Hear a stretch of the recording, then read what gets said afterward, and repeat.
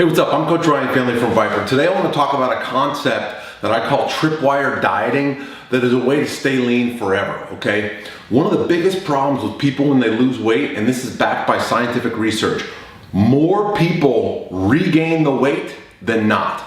So over 50% of the people that successfully lose weight gain it back.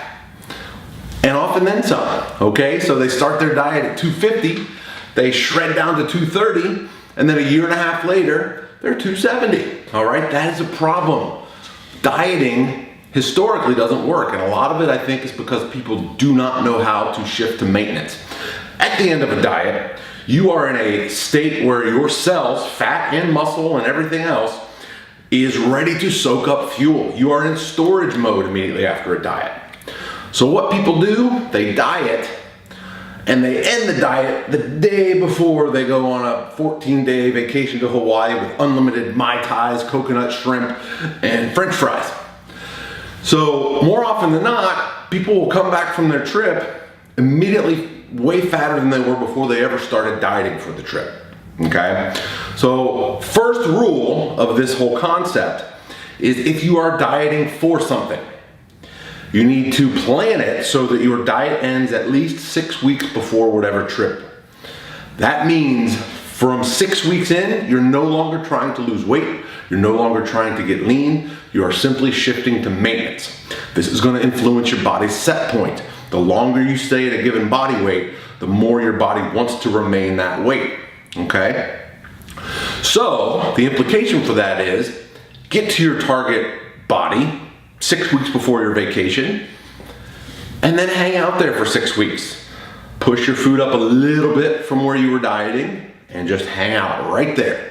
Okay, it's going to make it so that it's much harder to gain weight with a little bit of overfeeding that you're going to experience on a vacation. Because let's be honest, everyone eats a little more, drinks a little more on vacation, and that's okay. You just have to make sure you don't set yourself up for failure. Okay, so that's the first thing. The second thing, and this is one of the most important things that I do that I think has an impact on this, and this is that you need to set a tripwire, if you will, quotations, for when to initiate another fat loss dieting phase. And a lot of people don't have these hard and fast rules, so they end up getting lean and they don't have a plan for maintenance, and then they just gradually gain the weight back over a period of a couple years. I'm gonna set this up with an example, okay? I had a guy, he weighed 285 pounds. That was his starting body weight. He came to me to lose body fat. Okay, let's do this. So in 16 weeks time, we got him down 247 pounds. Awesome, right? Good change for 16 weeks. And he was lifting weights too. He had gained a little bit of muscle, but lost a lot of body fat in the process. So, rather than getting him to 247 and saying, all right, bye-bye, see you later, best of luck to you, which surely would have resulted in him rebounding all the way up to 285 and maybe even beyond. Maybe it would have been 290. What we did is I set a tripwire for him. That tripwire was 255 pounds. So 8 pounds over what we had dieted to. So we got to 247 through some hard training, through some intensive nutritional intervention. He had to really overhaul his habits, okay? And honestly, he was a motivated cat, so he was really restrictive. He did not indulge in alcohol. He did not indulge in ice cream pretty much the whole 16 weeks.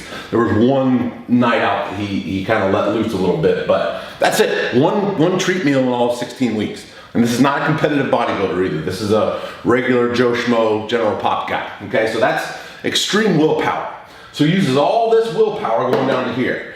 Well, you know what? Eventually you want to get back to living your life, eating more quote-unquote normal foods, being able to socialize, going out, having a glass of wine and an appetizer, okay?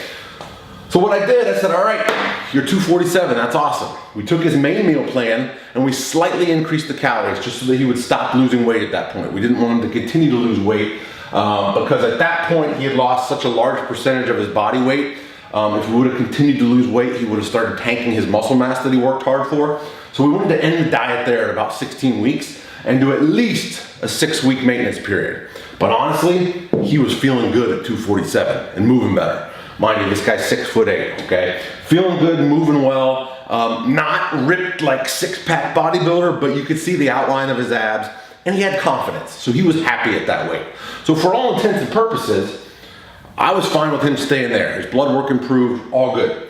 So we hit 247, and all we did was we slightly increased food to allow him to stay there without losing any more body weight, okay? And what I said was, all right, 247, we're gonna increase your calories. We're gonna allow you to live a little bit in terms of socially. So if you're out with friends and they wanna get a drink and an appetizer, go ahead, but just eat mindfully, okay? But here was the rule. 255 was the tripwire. And what that meant was that if he reached a point where his body weight on average for a week was 255 or higher, that initiated another fat loss phase. Full-on dieting, as we did before, okay? So this period here, 247 to 255, he hung out here, and honestly, it was probably about, I think it was like 10 weeks.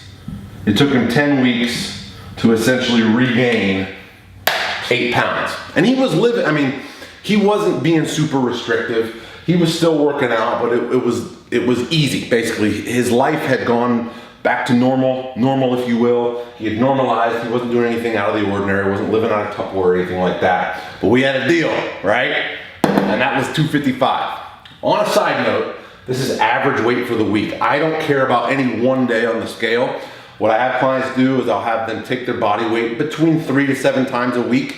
First thing in the morning, I say 3 to 7. I prefer 7. I prefer a daily weight, but sometimes you forget, and also we don't want to make it too obsessive if people struggle with that.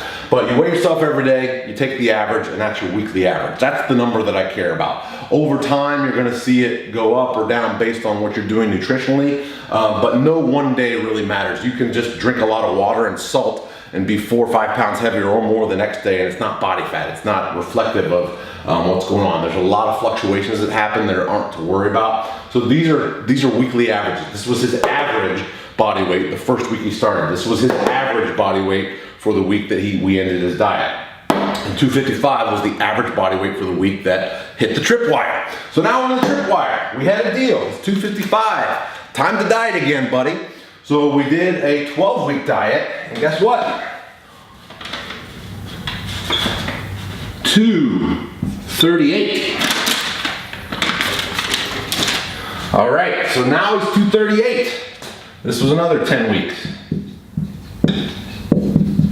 Okay, so now his new maintenance is even less than here, okay, by 9 pounds. He's 9 pounds leaner. All right, so what did we do when we got to 238? Same thing we did before. We increased calories just a little bit over what we dieted with in order for him to maintain here. Okay, and guess what? His new tripwire,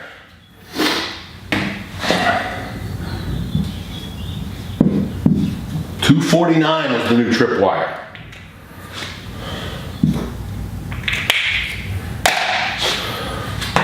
Okay, so we didn't drop the tripwire too much. He's got a lot of leeway here, 11 pounds. Okay, now this time around, it took him, he was below 249.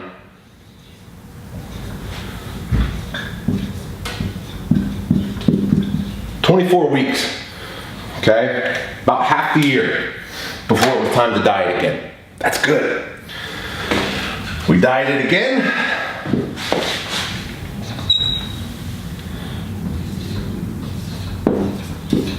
$225. New tripwire, we got aggressive with this tripwire. $232. Okay, and this is where we are right now. He's hanging out right at about 225, staying lean. Now he's lean now. All right, we're lean now. We're talking visible abdominals here. And he's hanging out here, getting good results. But I'll diet him again if he gets to 232. The funny thing is, he's enjoying life here. He's able to go out. He's able to have cocktails if he wants. He has a candy bar if he fancies one. Now, he's still mindful about what he eats. We eat a lot of protein, we eat a lot of veggies.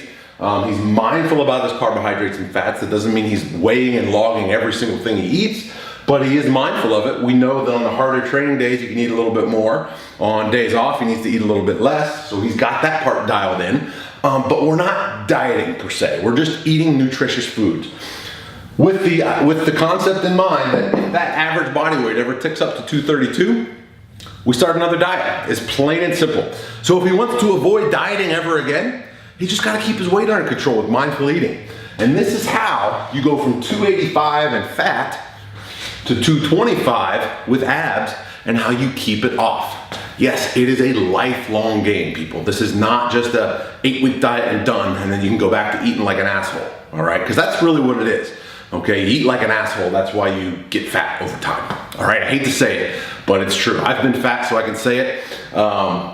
That's what it is. So learning to eat mindfully and always having a tripwire in there for when it's time to initiate another strict diet, okay? Give tripwire dieting a try. It'll be the last time you ever have to lose a bunch of body weight, and it's gonna be a way that you can keep your body lean forever, okay? I'm Coach Ryan Finley from the Viper Pit. If you like this video, please subscribe below. I'll see you next time. Boom!